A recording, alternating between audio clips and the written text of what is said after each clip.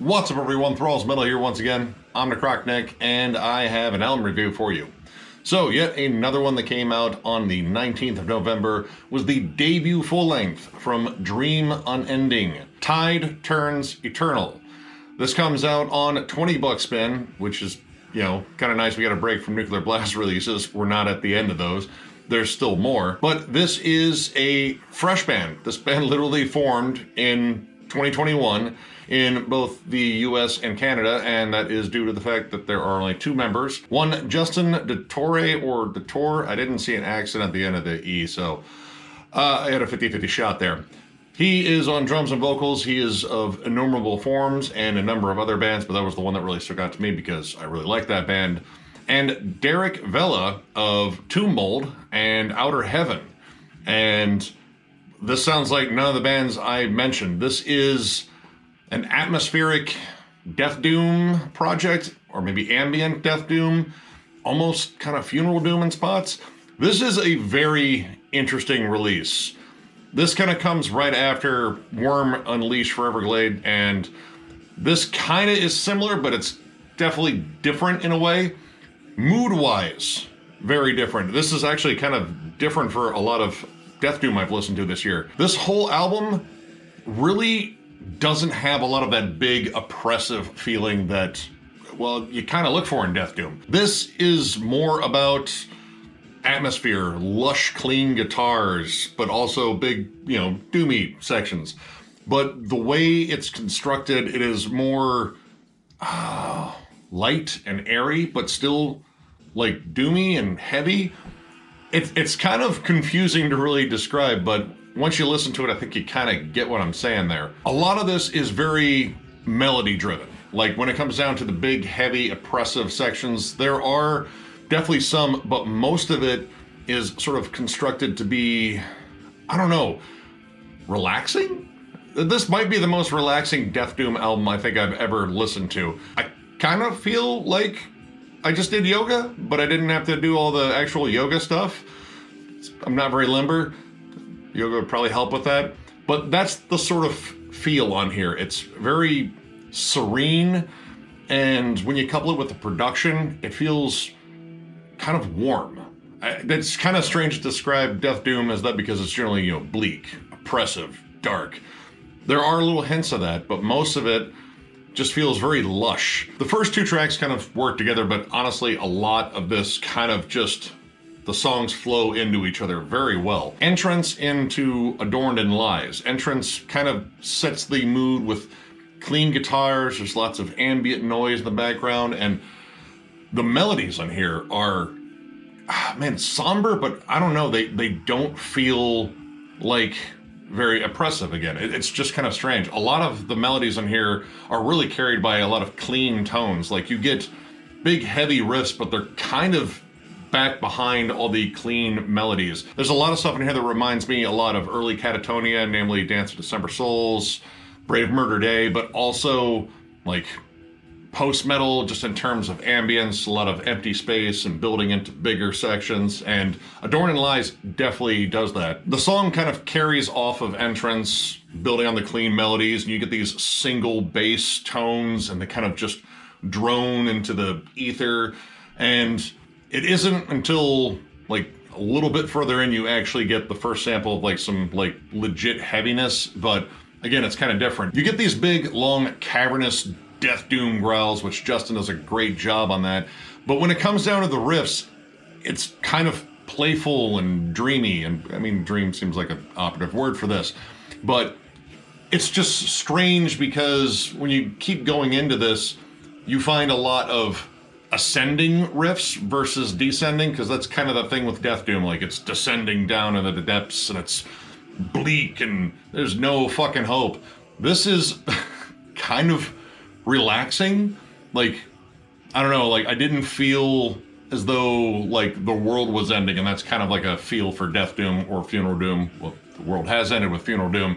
Death doom is just kind of getting there, I think. This really just kind of confused me and really made me want to keep listening. Now, when it comes down to like flat out like just bleak heaviness that is still here, it's just not the prominent thing. You kind of have to wait till you get like moments like around the end of In Cipher I Weep, and the eponymous track Dream Unending, which is the longest track in here and honestly one of the most confusing.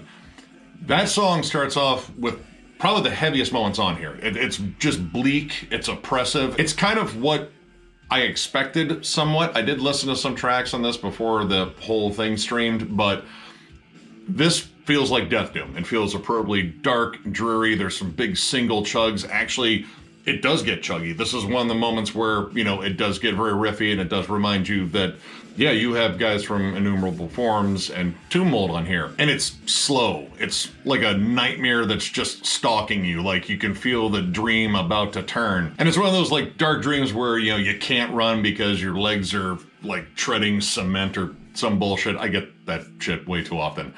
But as soon as it feels like it's about to be upon you, like you can't run, you're stuck, this thing's about to fuck you up and you're gonna wake up in a fucking night sweat, all of a sudden this song just turns. It turns very docile and pleasant and kind of unnerving. I felt like the song was fucking with me a little bit. You know, like some monster, but all of a sudden it develops puppy dog eyes. Like, oh, you can pet it. It's like, no, it's gonna fucking bite my hand off. I fucking know it. I've been here before. And then to further the kind of strangeness of this song, it goes into a poetry reading. So the big scary monster that maybe isn't that scary starts reading you poetry. And again, it's very serene and calm. And when it does get heavy again, it kind of comes back with, again, more warmth. Like it just feels just kind of fuzzy and like you're okay. And I never really feel that when I listen to Death Doom. So yeah, it kind of weirds me out. And I'm really not sure how to transition into talking about other aspects other than I was weirded out by that track. But the production here is absolutely amazing. The drums sound particularly good. There's a nice fucking pop to that snare. I'm a sucker for that. The guitars are very lush, very layered, loads of reverb and really cool delay. And the fact that there is so much clean guitar on here, but still it's very heavy. It has so many like cool moods to it. Plus you have like some like more, I guess, passive synths in the background. Like that's more of just like kind of droning ambience in the background. And then you have some of the best lead work I think I've heard from Derek. I mean, his lead work in Tomb Mold is really good, but it's very different. Tomb Mold is aggressive. It's in your face. Like it's just riff a minute. This is all about just kind of building on the moment and kind of letting it carry. And then you have these very dreamy melodic leads on top. Like it's kind of similar to what Worm did on Foreverglade, but it's different. They're not like, you know, virtuoso leads. They're not trying to do like some Yngwie stuff. This is more a metal version of David Gilmour, just trying to build the mood and I don't know, like just kind of put a lot of heart and feel into that particular moment where the lead is. Like when you couple all of this, it kind of feels like early Hooded Menace, but also sprinkle in a lot of those gothic, dreary melodies that you get in like Typo Negative. And a lot of it kind of flows like a weird dream. And I was kind of sitting back thinking about like, wow, what weird dream could I bring up in this review that would compare to this? And the only thing I could come up with was one time in a dream, Rosario Dawson and I both had to fight Godzilla. I don't think we did well, and I didn't think she wanted to be there very much, probably because I was annoying her because it's Rosario Dawson. But just in terms of how dreams kind of flow and change around, and like if you go down one little dark rabbit hole, it can kind of change the whole feel of a dream. And this isn't necessarily like a lucid dream. Like you're not in control. They're in control of this and they're taking you wherever they want. And again, it can shift from like soft and serene to like more introspective and occasionally dark, but most of the time it just felt very, I don't know, ethereal. There's a lot of adjectives I feel like I'm missing out on here, but a lot of this is about feel. And I kind of really dug that. Like that really made this a super engaging listen. Now I will say, while I liked all the atmosphere, you know, all the big lush ambiance that is all throughout this. There were some moments where I kind of wish there was a little bit more heft, a little bit more darkness. I know it doesn't necessarily fit the feel, but that's kind of what I'm accustomed to with Death Doom, and that kind of would have made me feel more at home. The title track, not to be confused with the eponymous track, which I don't know the last time I've actually had a album where I had an eponymous track and a title track. Either way, that one kind of picks up the pace a little bit. I think the vocal cadence is a little bit faster and it feels like there's more of a sense of urgency. But that sort of gives way into more interesting transitions, namely a really cool clean break with female vocals, which I could not find out who the female vocalist was, but either way, she does a great job. It's very haunting, very Chelsea Wolfe-ish.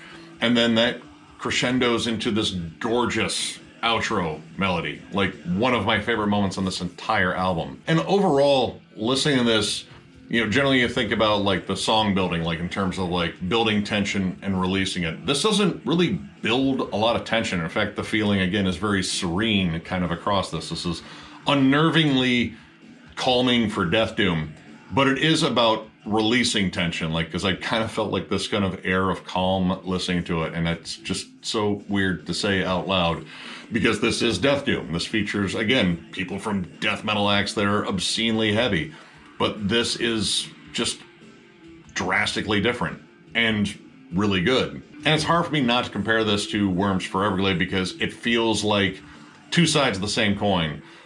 Worm is clearly the dark, dismal nightmare, and then this is more of the, pleasant or at least not nightmarish hellscape of a dream. And they kind of complement each other, even though they are two very separate releases by two very different groups of people. But either way, I was really, really into this. Like, I was really drawn into this listen. It's fiercely engaging, and I don't know, like I said, it just has such an odd mood to it. It really feels just kind of different. So overall, I'm gonna give this 4 stars. This is quite a listen, like very engaging. It's so easy to get lost in this, and it flows really well. The eponymous track, while I like it in terms of just some of the most bizarre shifts in terms of mood, some of those shifts are a little odd, and again, I kind of wanted a little bit more heaviness to sort of balance out the dreaminess, but overall, I still really enjoyed it. It has a very unique feel to it. It does not feel like any other Death Doom album I've listened to at least this year. With all the interesting melodies going on, again, that really cool use of clean guitars throughout, it just kind of has this, like, pleasantly gothic feel to it. I don't know, and none of that makes sense. But I don't know, maybe this album just doesn't make sense in a really cool way just because it's very hard to describe, and I'm probably not doing it much justice, but it's just one of those things you kind of got to listen and just kind of listen to the whole thing all the way through because it works so well as one continuous piece. Not as though it's like one long song, but in terms of just like a solid, let's just listen to it all the way through. It's really good. If you're looking for something really, really different in Death Doom in general, this might be it. Like, this really pushes a lot of boundaries. Atmosphere is probably #1 over riffs on here, but honestly, I didn't mind that. It's, again, just different, but different in a good way. And honestly, it's very refreshing. Like, I've listened to a ton of Death Doom this year, and this stands out for being very unique. While I didn't necessarily like every single second of it, most of it was really, really good, and I saw it recommended if you were just, again, looking for something different in Death Doom. So if you enjoyed this review, give it a thumbs up, and if you are new to the channel, subscribe because we do stuff like this all the time. We are also on Patreon. If you would like to help us out, there will be a link down below. We also still have shirts available. If you would like one, hit us up on thrallsofmetal@gmail.com. Send us a message, put shirts in it, and we will get back to you. We are thinking about expanding our brand in terms of like merch and shit. Let us know what you think would be a good idea. We have some ideas sort of tumbling around in our relatively empty heads, but we would like to hear from you in terms of what you think you would like, because you are the guys that keep us going, and we super appreciate that. We love doing this stuff, and we are super glad that you love us doing this stuff. That sentence seems like it could have worked better. Either way, thank you guys for watching once again, and we will catch you later.